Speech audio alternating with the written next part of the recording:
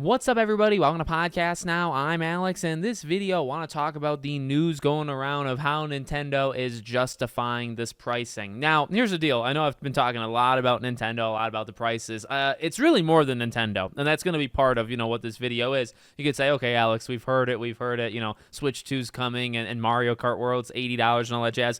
It's really what this is going to mean, I think, not just for now and not just for 2 months from now, but also, the industry is a lot of followers. A lot of people are going to be looking at this, and a lot of companies, I should say, right, that are run, I guess, by people. And they're going to say, okay, this is our opportunity. You'll also probably have studios that never cared about this in the first place, and we're just going to do it. We've talked a lot about GTA and others, I think, over the next coming years. I think there's going to be a lot of games that are $80 and maybe even pushing it higher than that. So, okay, really two things to talk about in regards to Nintendo, and then we can kind of make it, bigger scale. So they talked about the Switch 2's price, and this was pre-tariff, right? So they did confirm that this was actually the price without that stuff in mind. So it was always a discussion. It was something that I talked about in the videos, right? It was speculation around the internet. I did actually, though, by the way, I did see people out there literally claiming that Nintendo did this knowing about the tariffs, and they purposely priced it up like 20% or so to kind of get ready for it. So depends, I guess, on who you want to believe. You could believe Doug Bowser, or you could believe the people online, whichever one you want. But that's what they said, right? They did this.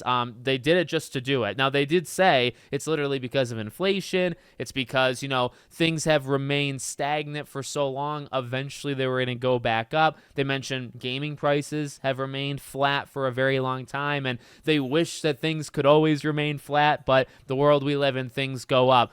Kind of like general corporate talk. I feel like they always say that, right? Man, would we love to live in a world where gaming consoles could stay the same price for 10 years or games could stay the same price for 20 years. Well, technically they could. You're the one who chose to move it up, but that's semantics, right? It very much seems likely that, if something doesn't happen politically, like behind the scenes, they're going to raise prices, right? Because, there's your confirmation right there. I don't care if you want to believe them or don't want to believe them, but they say that price was before the tariffs. So now, because there are tariffs, like, they're going to rethink their pricing. They said that as well. And they will. They are going to, I think, overall do it. Now, in terms of the games, and that is maybe the more interesting part, this is not all that shocking. So, to debunk it early, let's just say, when it comes to looking at each game and kind of saying, okay, which one, deserves to be higher than another, this is something that technically already happens. It's why maybe this isn't going to be all that shocking to you, right? But they talk about Mario Kart World, and they talk about that they're using this model where they're looking at their... Now, they do say first-party games, which I guess makes sense because Nintendo can only control what Nintendo can control, right?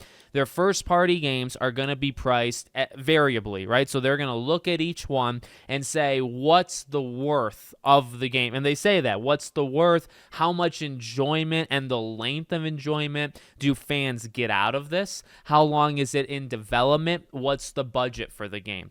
Now, again, this might not be all that surprising because I think generally you say, all right, when you're making a game, you're looking at how much does it cost, how long, how long does it take also, I guess, would go into that cost, right? So the cost of it, and then how much people can get out of it. So if it takes 7 years and 300 million and people only get 20, 30 out, and I guess that's I'm kind of leading into that wider picture, right? Because what does this mean going forward? Again, I think studios kind of already do this just generally, but here's what I would say, okay? Over the next coming years, and we've already kind of seen this, I think the variable pricing is going to just become more and more and more and more. The thing is, we don't have every game, and that's something that I need to also get better at, I say in videos, not every game is $70, right? The base AAA price has continued to go up and will now be 70, now will be 80. And that's kind of what I get afraid of, is that they can say whatever excuses they want. Ultimately, I think a lot of publishers will just look at that default and say, it's really just one thing. It's how much money does it cost for us to make it. And if it reaches over a certain number, then it's going to be $80. And what Nintendo has done, right, is use that first party thing, and they've raised that barrier. So it's kind of a mix of me like understanding where they're coming from, half believing them, but then also saying it does feel like just a nice excuse to say everybody does that. And the baseline is 70, or the high was 70. So you make your game. Like, you think about like Spider-Man 2, right? You got like $100+ million contract with Marvel. It costs hundreds of millions. So you are like, you need that thing to sell because you're on the hook for like 250, $300 million for Spider-Man 2, right? I think just overall, by the way, not a great scenario. You don't want a lot of your games to be in that situation because you're really putting that on, okay, you need it to sell like 8-9 million to break even.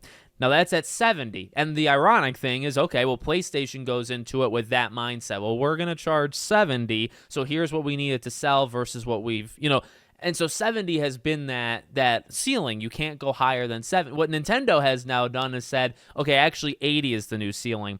And what's scary about the future is, again, kind of understanding where they're coming from, but you really only need another publisher to just get a little bit more greedy than Nintendo did, right? Because that's really what Nintendo did, is said, okay, the high was always 70. We kind of feel like it's 80 now, and so we're going to move it to 80. Now, Rockstar says we kind of feel like it's 90 for us, for our specific game. Or maybe they just feel like that in general, and they move it to 90.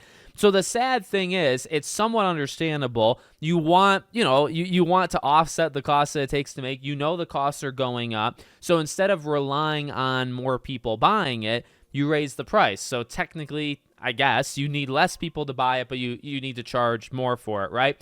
So I really think what this ends up doing, again, in like the long haul, is there's going to be so much variable pricing, and you're already kind of seeing it. Like there's games that are coming out for 50, right? Like Expedition 33 in a few weeks, that's 50. South of Midnight, I think, is 40, right? Now, South of Midnight is like an 8-hour game. The thing with Mario Kart World that's tough is like, okay, well, it's kind of an endless game. But may I just make a quick point here before I let you guys go? Another, I guess, issue with this entire situation is, what about games that are long just to be long? And that's not really our problem. And I mean, that's kind of aggressive, but it's actually not.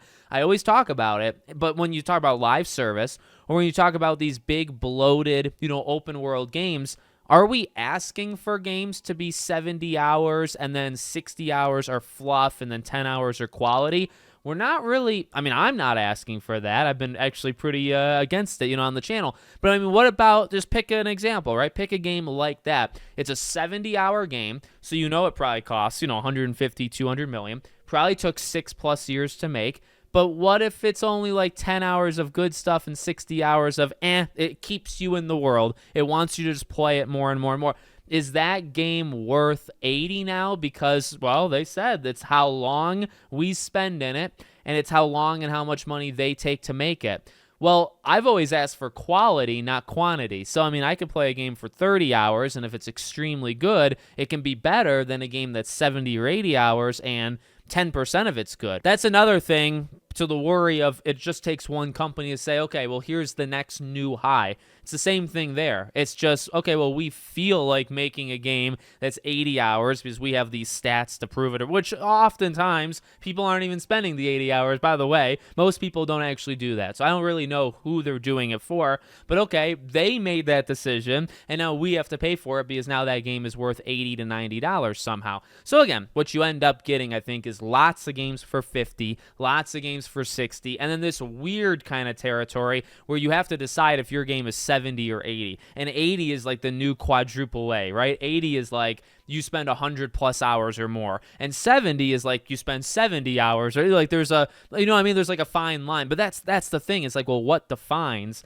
a $70 game versus an $80 game? Is it like 10 hours of extra content? Is it takes 5 years to make versus 6 years? And again, what I actually think most of the times it's just whatever the company feels like. And most of the time I feel like what the company feels comfortable with is just what's acceptable, right? Like, is $80 acceptable now? It is? Okay, well, that's the new price. So it'll be an interesting next couple months. It'll be an interesting next couple years, to see really what companies do with these price points. So let me know what you guys think in the comments. Make sure, as always, you're subscribed to the channel, bell icon turned on. I hope to see you all on the next one.